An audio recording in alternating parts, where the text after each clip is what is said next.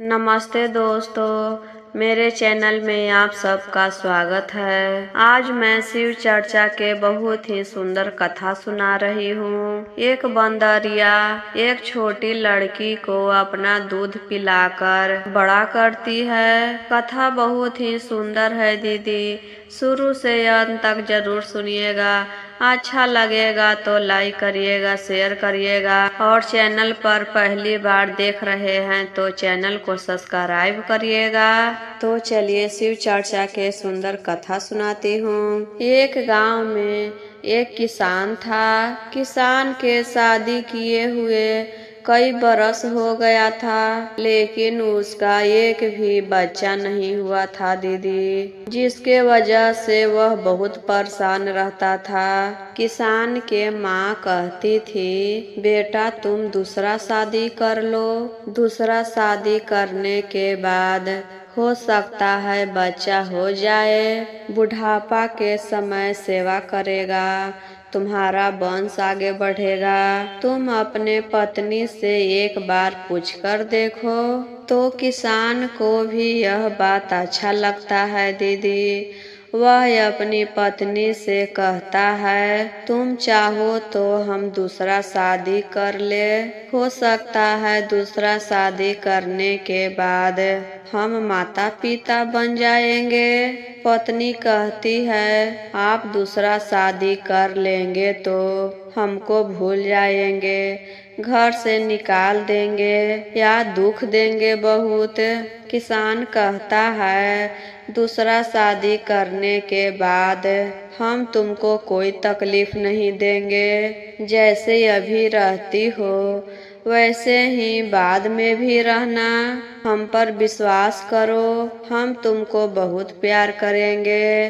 तब पत्नी दूसरा शादी के लिए मान जाती है और किसान दूसरा शादी कर लेता है। दूसरा शादी करने के बाद भी किसान दोनों पत्नी को एक समान प्यार करता था, कभी भी दोनों पत्नी में फर्क नहीं किया। कुछ समय बीतता है दीदी, किसान के दूसरी पत्नी एक सुंदर लड़की को जन्म देती है। लड़की के जन्म होने पर किसान बहुत खुश हुआ।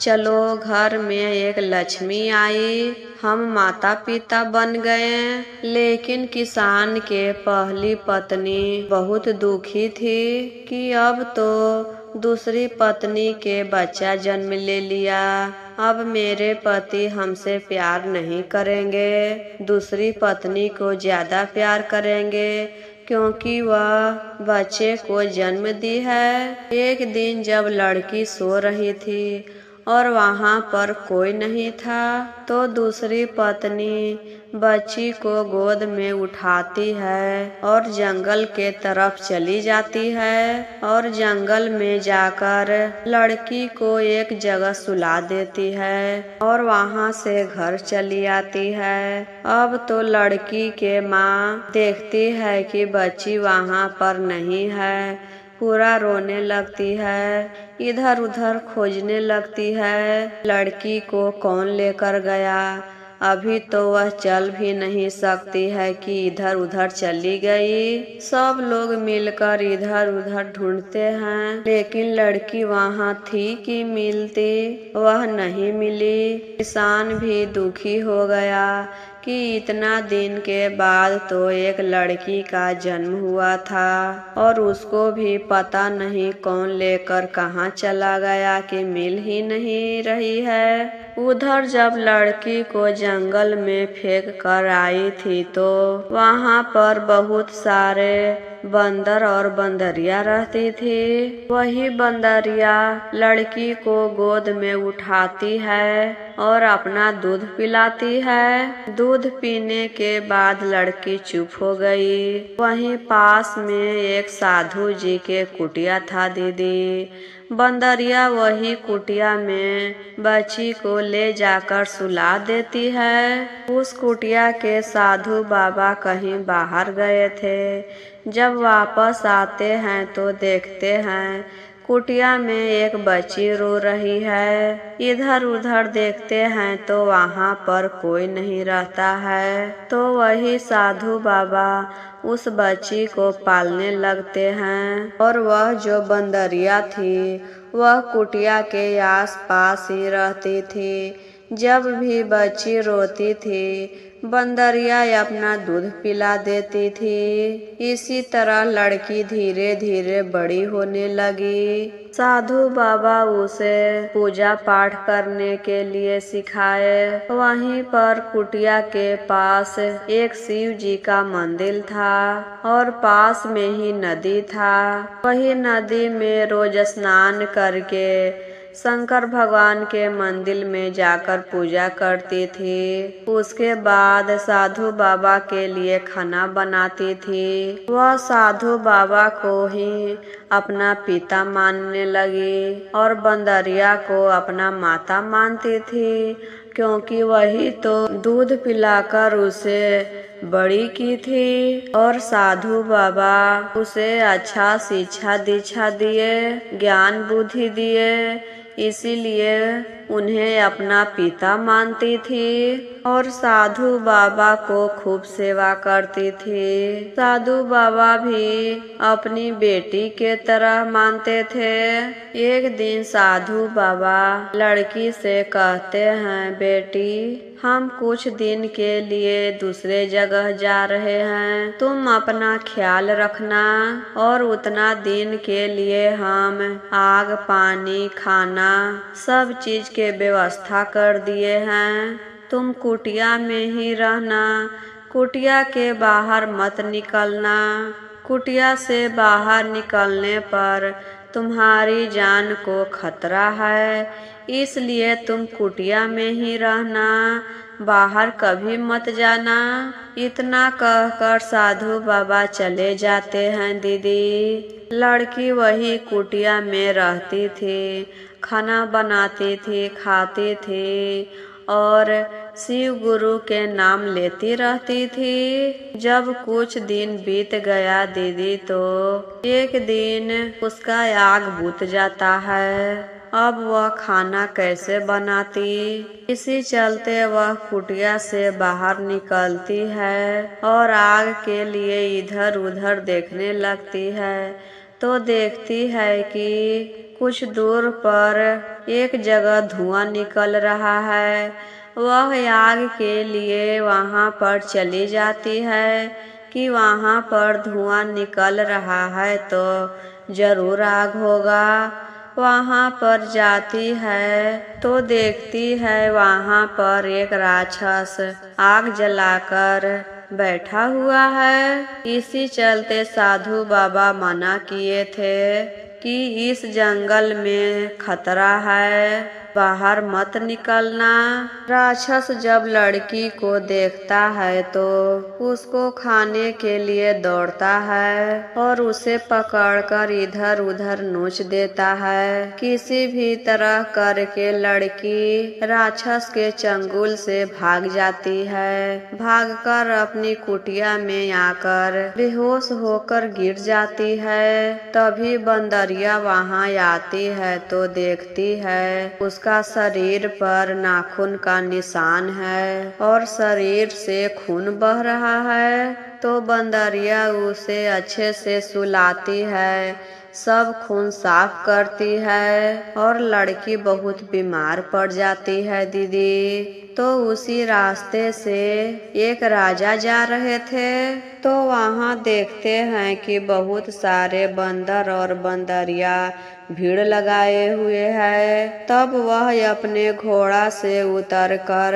कुटिया में अंदर जाते हैं कि क्या हुआ। बंदरिया सब बताती है कि कैसे एक राक्षस इस लड़की को मारने वाला था और किसी भी तरह करके जान बचाकर भागी है और यहाँ पर साधु बाबा नहीं है कि इलाज करेंगे। हम लोग अब क्या करें, हमको तो कुछ समझ में नहीं आ रहा है। अब आप ही कुछ करिए राजा साहब। तब राजा साहब उस लड़की को अपने साथ राजमहल लाते हैं और साथ में बंदरिया भी आती है और डॉक्टर साहब को बुलाकर राजा उस लड़की को इलाज करवाते हैं। कुछ दिन में लड़की ठीक हो जाती है। लड़की बहुत ही सुंदर थी और संस्कारी भी थी। तब राजा साहब सोचते हैं क्यों न हम इसे अपनी महारानी बना लें। तब राजा साहब बंदरिया से कहते हैं हम इस लड़की से शादी करना चाहते हैं और इस राजमहल के महारानी बनाना चाहते हैं। तब बंदरिया कहती है राजा साहब तो इससे अच्छा और कहाँ लड़का मिलेगा मेरी बेटी के लिए। अब तो शादी के योग हो ही गई है। अगर आप शादी करना चाहते हैं तो कर लीजिए। पहले से राजा के 6 और रानी थी। 7वां रानी इस लड़की को बनाए। शादी होने के बाद बंदरिया अपने जंगल में वापस चली आती है। जब कुछ दिन के बाद साधु बाबा अपना कुटिया वापस आते हैं तो देखते हैं वहाँ पर लड़की नहीं है। तो इधर उधर देखते हैं कहाँ चली गई। तो बंदरिया कहती है साधु बाबा हम उस लड़की को राजा से शादी करवा दिए हैं और सारी घटना बताती है कैसे राक्षस उसे जान मार रहा था और राजा साहब अपने घर ले जाकर उसे ठीक करवाएं और शादी कर लिए। जब यह बात साधु बाबा सुनते हैं तो राजा साहब के घर आते हैं अपनी लड़की से मिलने। साधु बाबा लड़की को खुश देखकर वह भी बहुत खुश हो गए कि चलो मेरी बेटी के शादी अच्छे घर में हो गया। वह रानी बन गई। 1-2 दिन बेटी के घर बिताने के बाद साधु बाबा अपने जंगल वापस आ जाते हैं अपनी कुटिया में। राजा साहब 7वीं रानी को बहुत प्यार करते थे। तो 6 जो रानी थी वह बहुत जलती थी। 6 मिलकर सोचते हैं कि कैसे हम इसे घर से बाहर निकालें। तो एक दिन राजा साहब किसी काम से दूसरे जगह चले जाते हैं। तो 6 रानी मिलकर एक प्लान बनाती है। रानी से कहती है रानी रानी आज तो राजा साहब नहीं है तो क्यों न हम चलते हैं कहीं बाहर घूमने। आप तो शंकर भगवान के बहुत पूजा करते हैं तो चलिए एक जगह बहुत सुंदर शिव जी का मंदिर है। वहाँ पर नदी भी है, बाग बगीचा है। चलिए नदी में स्नान करके बगीचा में से फूल तोड़कर शंकर भगवान के पूजा कर लीजिएगा और हम लोग घूम भी लेंगे। तो रानी पूजा के नाम पर तैयार हो जाती है और कहती है कि ठीक है चलिए। तो 7 रानी जाती है। तो नदी के पास ले जाकर 7वीं रानी को 6 रानी मिलकर नदी में धक्का दे देती है और रानी को तैरने नहीं आता था दीदी। वह डूबने लगी। बचाओ बचाओ खूब चिल्लाने लगी। इन लोग तो धक्का देकर वहाँ से भाग आती है। चलो अब हम राजा से कुछ बहाना कर देंगे कि वह किसी के साथ भाग गई और उसके बाद राजा साहब हम सबको बहुत प्यार करेंगे। जब रानी चिल्लाती थी बचाओ बचाओ तो वहाँ पर एक मलाह नाव चला रहा था। वही मलाह रानी को बचा लेता है और अपने घर लेकर चला जाता है। जब कुछ दिन के बाद राजा साहब अपने राजमहल वापस आ रहे थे तो वही नदी के रास्ते से आ रहे थे। वहां पर मल्लाह जब राजा साहब को देखता है तो सब बातें बताता है। तभी राजा साहब एक लकड़ी के बक्सा बनवाते हैं और वही बक्से में रानी को बैठा देते हैं और उसमें सांस लेने के लिए एक छेद छोड़ देते हैं और अपने साथ लेकर राजमहल में आते हैं। राजमहल में आने के बाद 6 रानी को बुलाकर कहते हैं, मेरी 7वीं रानी कहाँ है? 6 रानी कहती है, राजा साहब आपके जाने के बाद एक लड़का आता था और उसी के साथ में रानी भाग गई है।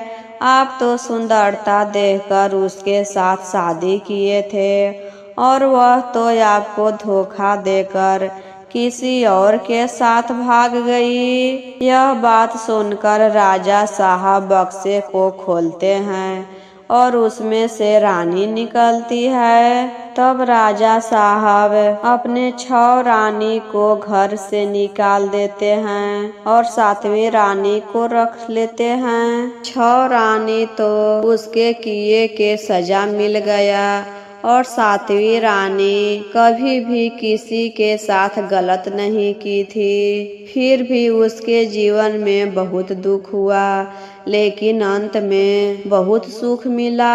वह रानी बन गई थी। शुरुआत में जब बेचारी जन्म ली तो सौतेली माँ उसे जंगल में छोड़ दी। बंदरिया अपना दूध पिलाकर बड़ा की। जब राजा से शादी हुआ तो 6 रानी मिलकर उसे नदी में धक्का दे दिए, लेकिन अंत में महादेव के कृपा से वह अब बहुत सुखी है। अब उसको किसी भी चीज का दुख नहीं।